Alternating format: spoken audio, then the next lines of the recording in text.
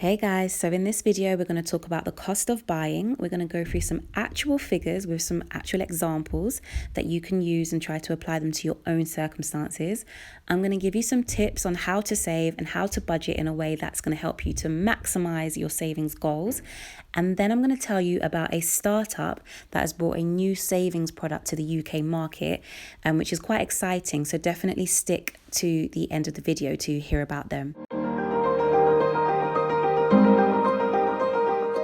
Hi guys, welcome to my channel. I'm so happy to have you here. If it's your first time, thank you for joining me. If you are a repeat watcher, then thank you for coming back.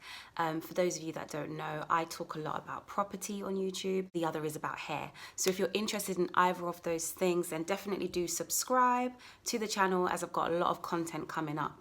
So you guys are here because you want to know about how I saved up the money to buy my first property. I'm really proud of myself. Not only did I manage to buy a property, but I did it by myself, no bank of mum or dad. I didn't use any of the government schemes like Help to Buy or shared ownership or anything like that. And I'm just going to talk about how I did that because there were a lot of sacrifices that I had to make.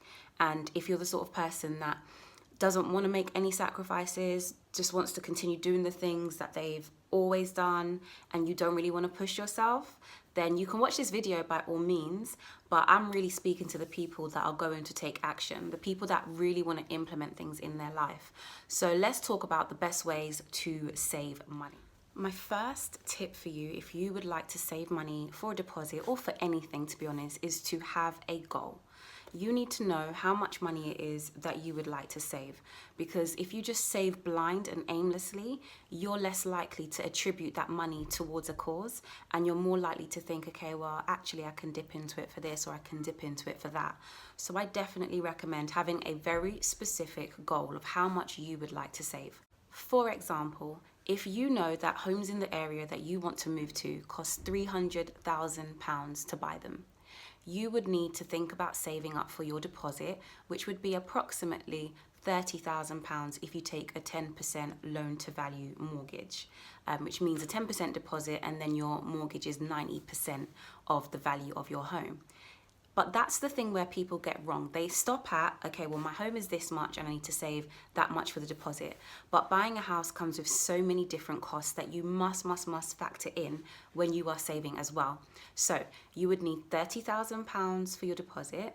Then you would need about £3,000 to £5,000 for your fees. So that includes the fees that you pay your solicitor, your broker, if you do a fee-paying broker. You'll also need a mortgage arrangement fee. At that price, you may also be paying some stamp duty. So you have to take those costs into consideration, and that is going to be approximately £3,000 to £5,000, or it could be more depending on the property price that you are going for. So you also need to consider the fact that when you move into this place, you're going to want some furniture. Unless sitting on the floor is your thing, sofas aren't cheap, televisions aren't cheap, beds and mattresses are not cheap. So you need to factor that in too.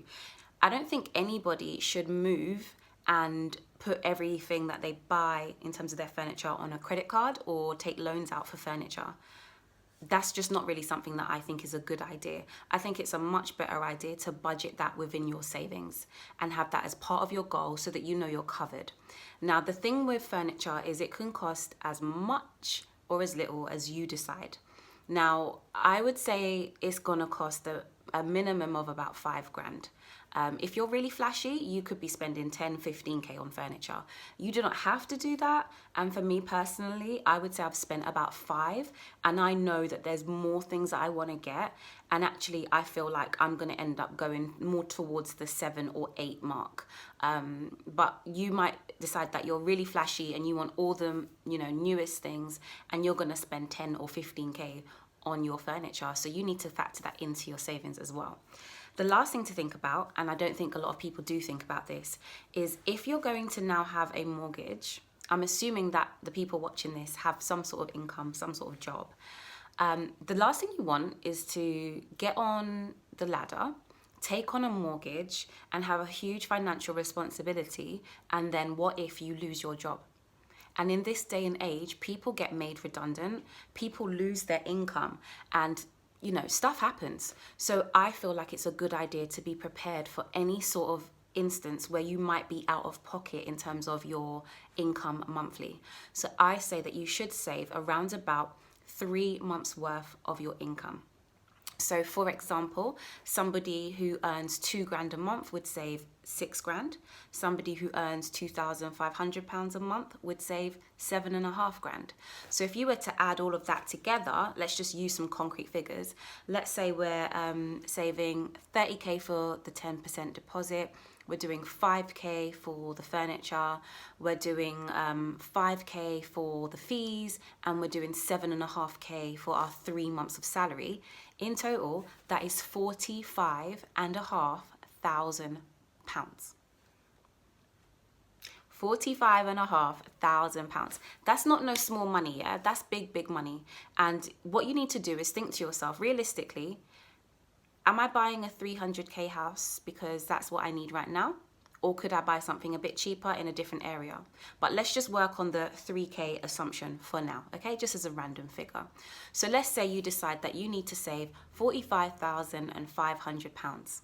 The next thing that you need to do is decide how much can you save per month, and you have to commit to a figure. If you do it ad hoc and you're like £10 there, £50 here, you're not going to get as far as you need to get, okay? So you can either decide it by the time that you want it to take, or you can decide it by the amount that you know for sure you can put aside each month. So say, for example, you decided that maybe you earn £2,500 a month and you're going to put £800 of your income each month towards your savings goal. So what you would need to do is you would divide 45,500 by 800, and that would give you the number of months it would take you to save up that deposit. And in this instance, that takes about 56 to 57 months. And if we convert that into years, that's about 4 coming on to 5 years. If there's 2 people doing this, then it would take you 2.5 years. Or if you save £1,600 a month instead of £800, it would take you 2.5 years. But you have to have a plan. You can't just do this ad hoc, because you will lose motivation when you don't see your amounts going up quick enough, and when you don't feel like you're actually clearly working towards something. So give yourself a clear and understandable amount that you're going to save each month towards your deposit. Tip number 3, a very obvious tip, and I know you don't want me to tell you this, but I'm going to say it anyway because it's just how it has to be. You need to cut down on your spending, okay? So for the next 5 years, or however long you've calculated that it's going to take you, you need to make sure that your goal is your savings. I'm not saying live on the breadline, and I don't believe anybody should have to go around like a pauper in order for them to save to buy a property. I still think people should enjoy their lives. And this is why I say it took me 4 to 5 years and I had around about 33. But I actually had a lot more than that, because each year I would go on a long haul holiday and I would spend money on that. And I was fine doing that because that was my treat for myself. I was good throughout the whole year, but my one treat for myself was my long haul holiday. And I would go to Barbados, or I'd go somewhere and I would have a nice time. And I didn't feel guilty about it at all, because I knew that my savings account was doing numbers, right? So I wasn't worried. Take a moment to actually sit down and look through your bank statement and highlight the things that you've spent money on that you probably didn't need to spend money on. If you and your sister live in the same house and you've both got a Netflix account, why? I know it's only £8 a month, but it makes a difference. Like, every penny helps, definitely. If you're spending £100 on trainers every single month, ask yourself why. You can't wear that many shoes at one time, right? So maybe you buy trainers once a quarter and have 4 pairs a year rather than 12 pairs a year. Or maybe you decide to buy one every other month if you're really in the need of the trainers, and you have 6 pairs a year rather than 12. Do you have things that you've bought that you could go on and sell to make yourself some extra cash? Because one thing we don't want to do is we don't want to be hoarding things that we don't need, because that could be money that's tied up somewhere that could be used towards your monthly expenses, or it could be used towards your savings. So try to cut your costs as much as possible. Do you take the train to work? Could you potentially take a bus instead? Maybe it might take you 20 minutes longer each way, but maybe that time you could spend reading a book. So you want to think outside the box, and you really just want to make sure that when you're looking through your finances, you're taking a really honest approach with yourself. Maybe look through it with somebody that you trust. Maybe actually get them to ask you, why did you spend £45 in Zara on Tuesday, and then you went back on Thursday and you spent £55? What did you buy? Okay, so have somebody who's going to help you to be accountable for the things that you're spending, and maybe you need that person to question you on why you're making purchases, and that might help you to be able to cut things down. My fourth tip, and I can't stress this one enough, is to have a weekly budget. Once you have decided, this is how much I'm saving, this is how much all my bills cost me, and this is how much I've got left after.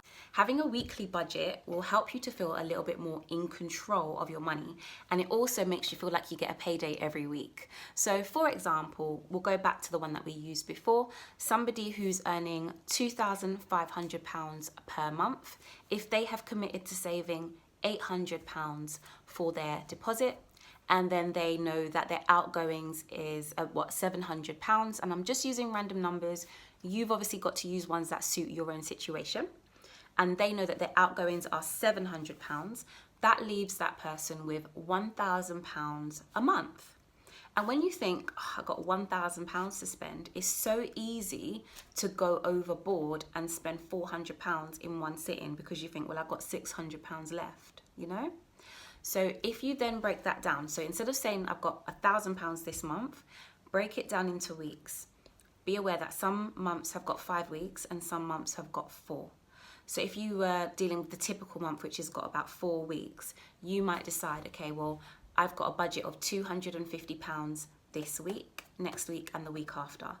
And you might also know that within that month, you've got 2 birthdays to attend. So potentially you might allocate £50 extra for the week that there is a birthday in, and spend £300 one week, and then the week after that, or the week before that, which is probably better to do, the week before that, only spend £200.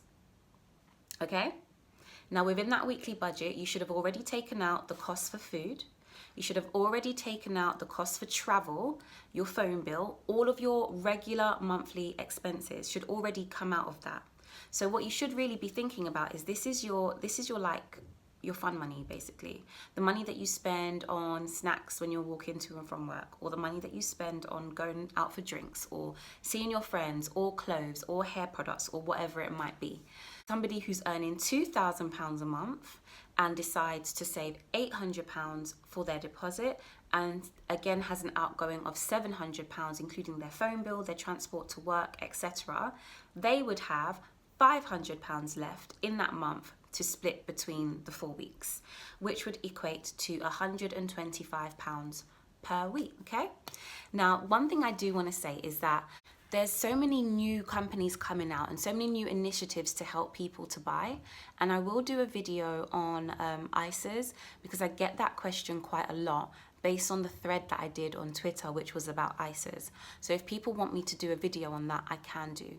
But what I do want to tell you about is a company called STEPLADDER.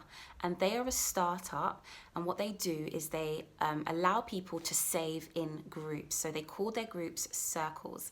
And in those circles, it's a bunch of people who have committed to saving the exact same amount each month for a certain amount of time. So they all want to get to the same savings goal. If you wanted to save £10,000 and you wanted to save that money by saving £500 each month, that would take you 20 months to save that money, which is almost 2 years. With STEPLADDER, around 87% of people manage to get their deposit a little bit quicker, because the way that it works is that you would partner up with 20 other people who also want to save £500 per month. All 20 people would put £500 in that pot, and each month the pot would be allocated to a new person. So in theory, you could get your £10,000 in month 1. You could get it in month 5. You could get it in month 18. Obviously, somebody's going to get it in month 20, But the key thing is that you wouldn't have spent any more time saving. It's the same amount of time had you done it by yourself. And I've just recently had an opportunity to go in and see the team and speak with them about the product that they offer. And what I would really encourage you guys to do is to read up on it and see if it's something that is right for you. Now, whenever you're making money moves, you have to make sure that you do thorough research, because this isn't going to be right for everybody. You have to make sure that you read and you understand what the scheme is about and whether it would be right for you. So what I will do is, in the description box, I'm going to leave a link, and they've given me my own like personalized page. So if you go to joinstepladder.com/Kizzy, you'll be able to put your details into the website, and someone from STEPLADDER can give you a ring if you want to hear more about the program. STEPLADDER is regulated by the FCA, which is the Financial Conduct Authority. But because you're saving money in a group with people that you don't know, there is an element of risk involved. And on the website, if you go to the frequently asked questions, it does list all of the potential benefits, and it also lists all of the potential risks that are involved. So please do remember, when you're making your money moves, make sure you do thorough research. I would also recommend that you seek advice from a financial advisor, somebody who's really knowledgeable about money. I am not a financial advisor, so please do not take what I'm saying as advice. But what I would definitely recommend is, if you are going to make moves and you're not sure that you can read up on things and understand it yourself, a financial advisor would be a good person to go to, because they are legally obligated to make sure that they're giving you advice that is tailored towards your circumstance.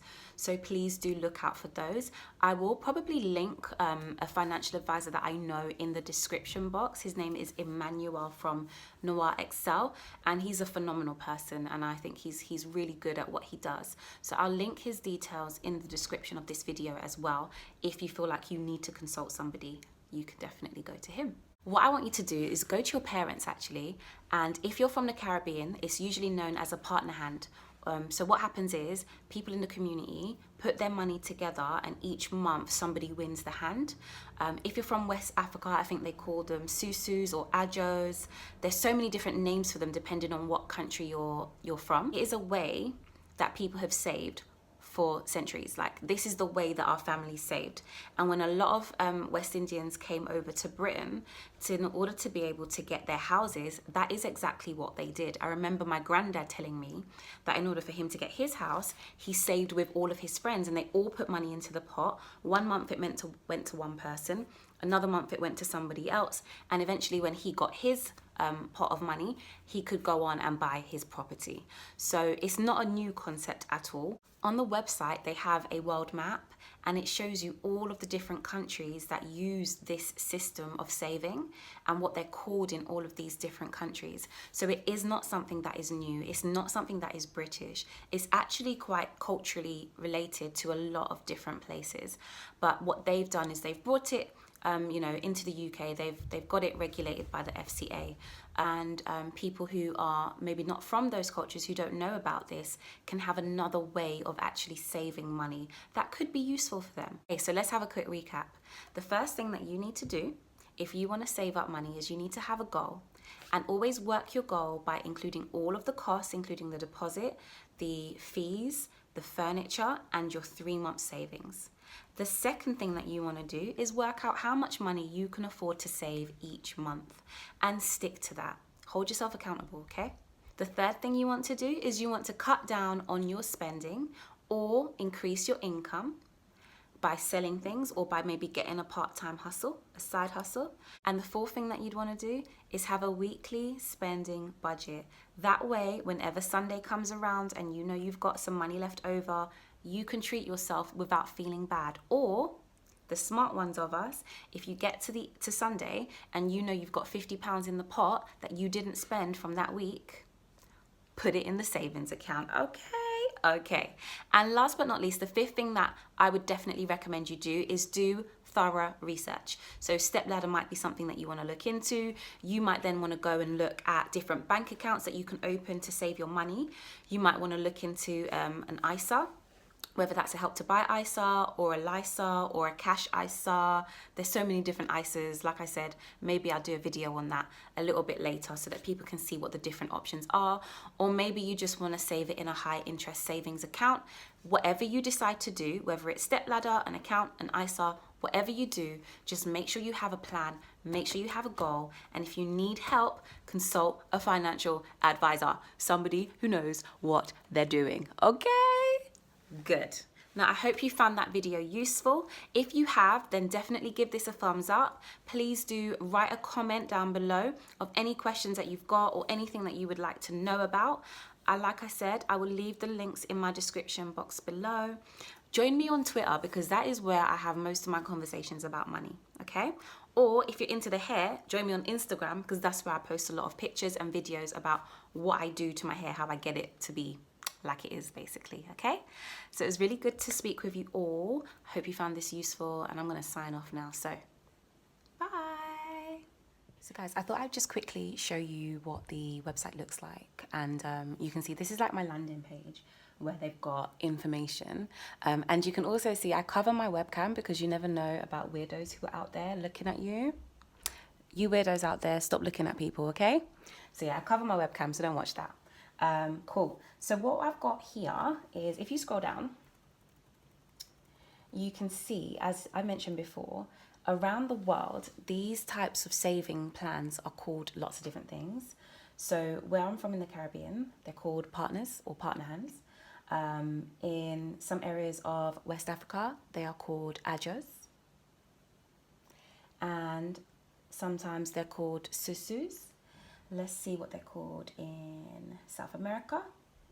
Consorcio. Obviously, I'm not Brazilian. I can't really know. So like I mentioned before, it is something that is culturally used. It's a way of saving that people have been using for centuries. And our parents probably saved like that. Grandparents saved like this. But this is now just a product that they've brought to the UK for the UK market. And as you know, people who live in the UK, is something that we could potentially benefit from as well. So yeah, I just wanted to show you the website, and you can put your details in if you want to. And it's got like different case studies of people who have taken part in it and how they've done it. It's got a video about how the circles work. So you can go ahead and do your research, and it's got all of the frequently asked questions that you need to know. And if you want to, you can ring them, you can find out more information. And yeah, that's about it.